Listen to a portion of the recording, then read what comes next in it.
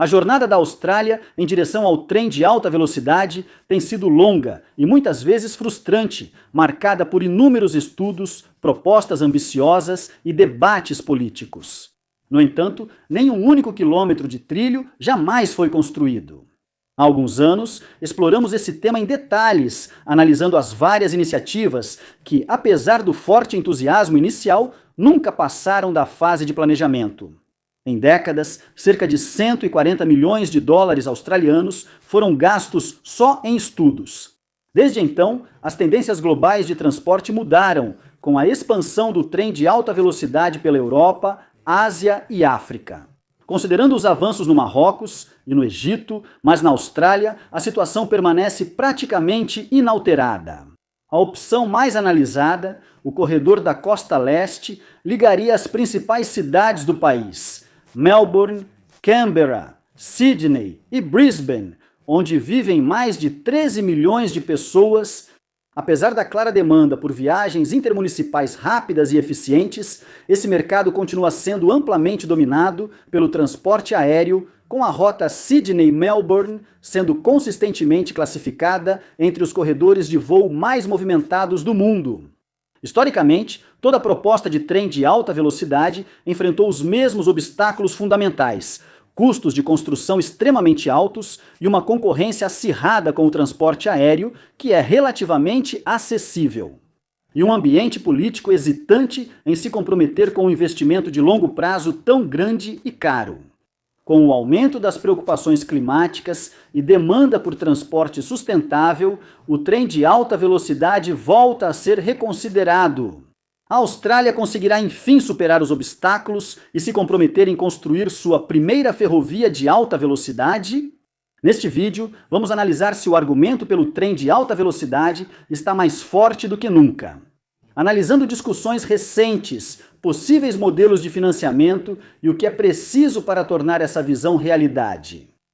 O entusiasmo aumenta em torno do possível primeiro trem de alta velocidade da Austrália. A Autoridade de Trem de Alta Velocidade, ou HSRA, criada pelo governo federal em junho de 2023, já preparou um estudo de viabilidade. Linha de trem de alta velocidade de 194 quilômetros entre Sydney e Newcastle, Nova Gales do Sul.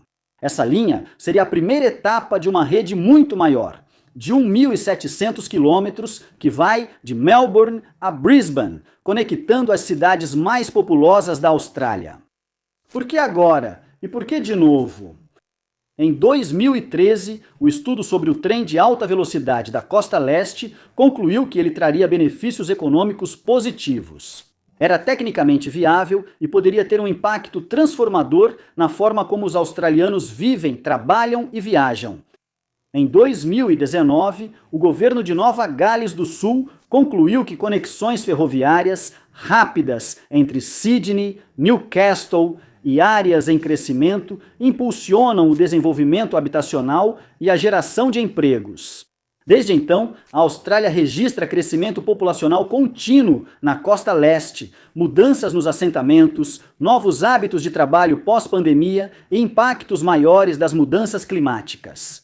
Fatores que juntos reforçam o argumento pelo trem de alta velocidade. Na última década, a Austrália também investiu mais de 100 bilhões de dólares em grandes projetos de infraestrutura ferroviária, incluindo o metrô de Sydney, o Cross River Rail, o metrô de Melbourne e o Inland Rail.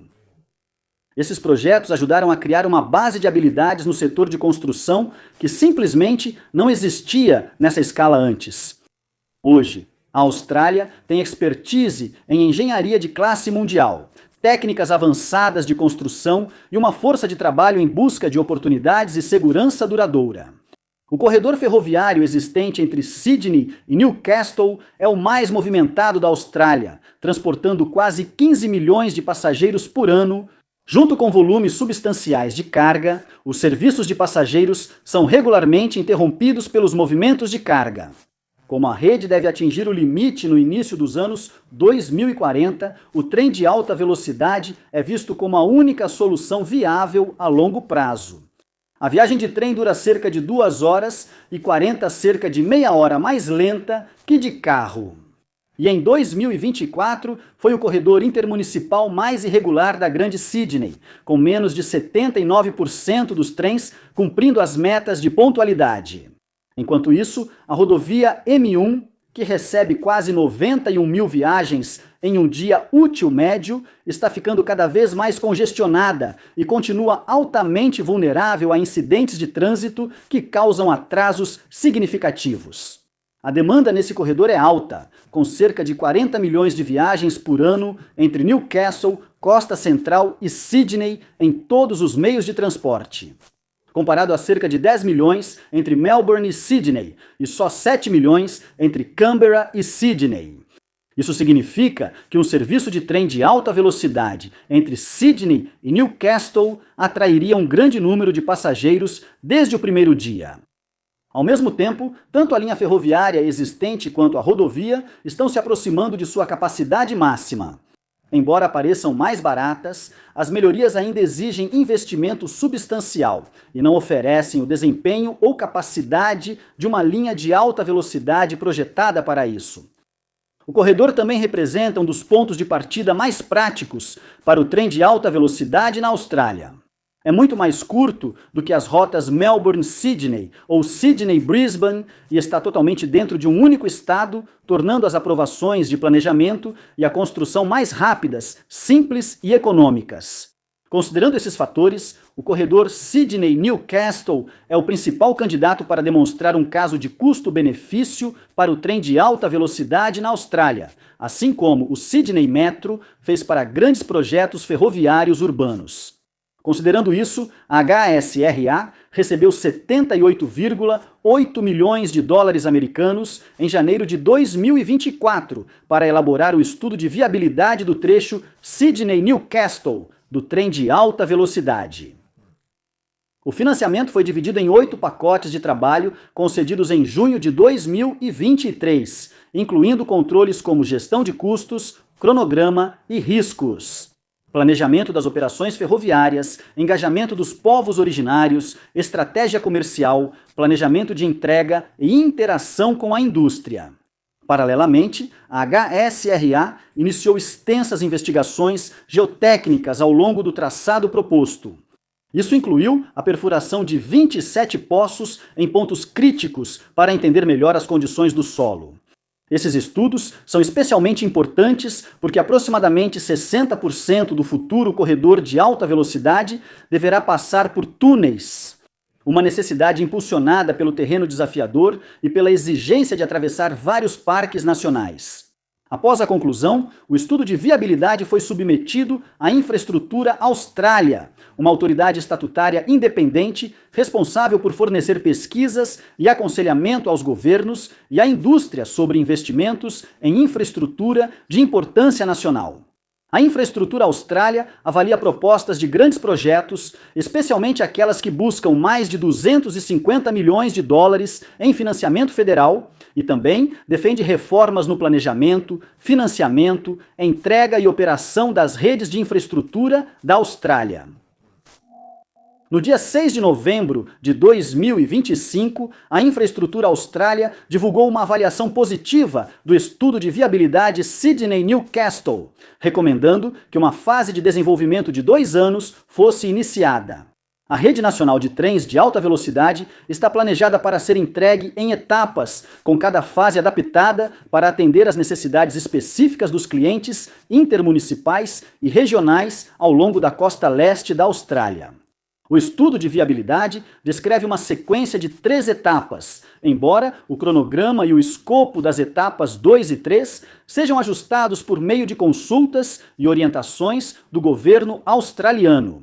A fase 1 foca na conexão entre Newcastle e Sydney e inclui 3 segmentos principais: Newcastle até a Costa Central, da Costa Central até Sydney Central e de Sydney Central até o novo aeroporto internacional de Western Sydney. A fase 2 expandiria o trem de alta velocidade, conectando as capitais da Costa Leste e principais centros regionais, ligando Melbourne ao interior de Victoria, Canberra a Sydney e Brisbane ao sudeste de Queensland e norte de Nova Gales do Sul.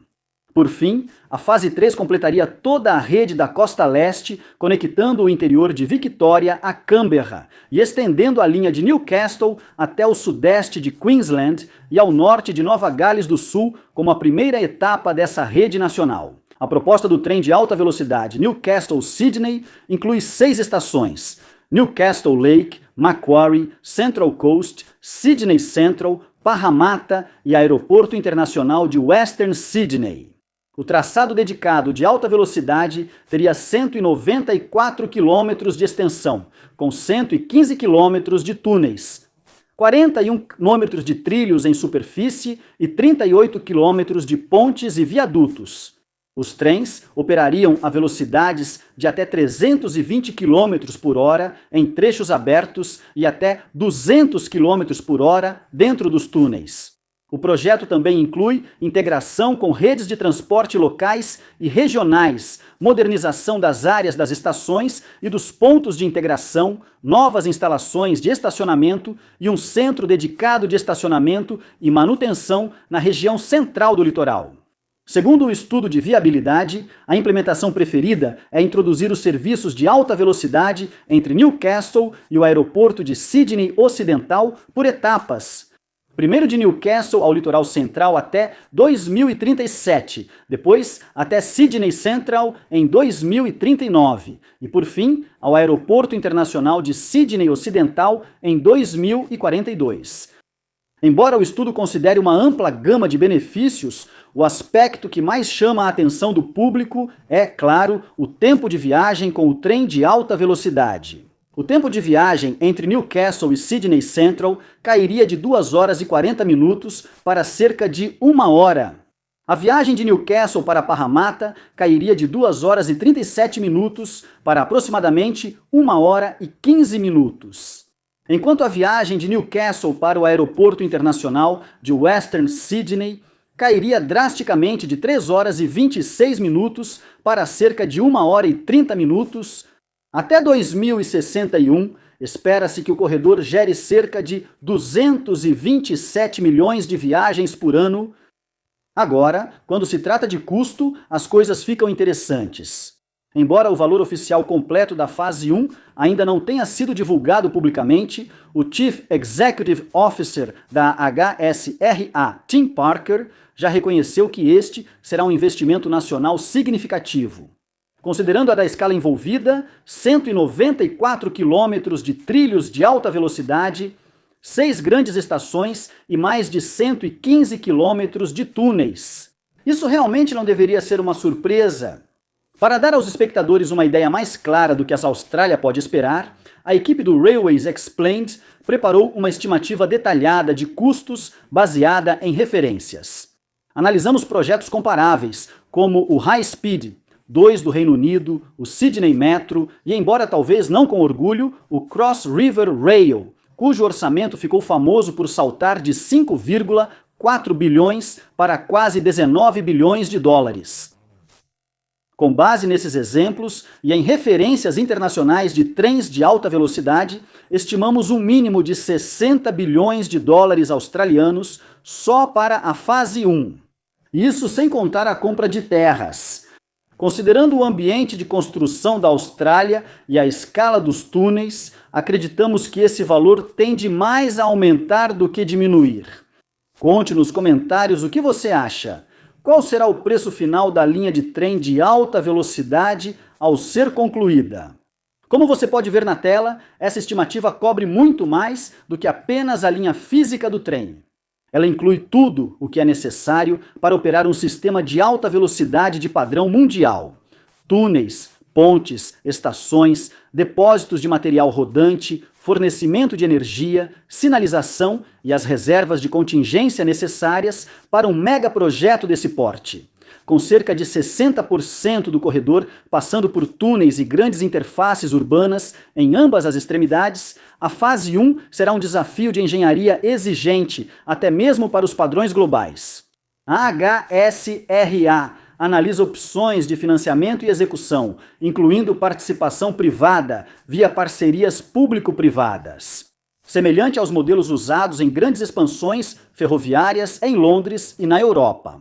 Nesses arranjos, entidades privadas financiam e executam partes da infraestrutura, recuperando o investimento via pagamentos por disponibilidade ou contratos de arrendamento de longo prazo. A compra da frota de trens de alta velocidade pode ser viabilizada por financiamento privado. E enquanto continuam os debates sobre como a responsabilidade financeira deve ser compartilhada entre os governos federal e estadual, uma coisa está se tornando cada vez mais clara.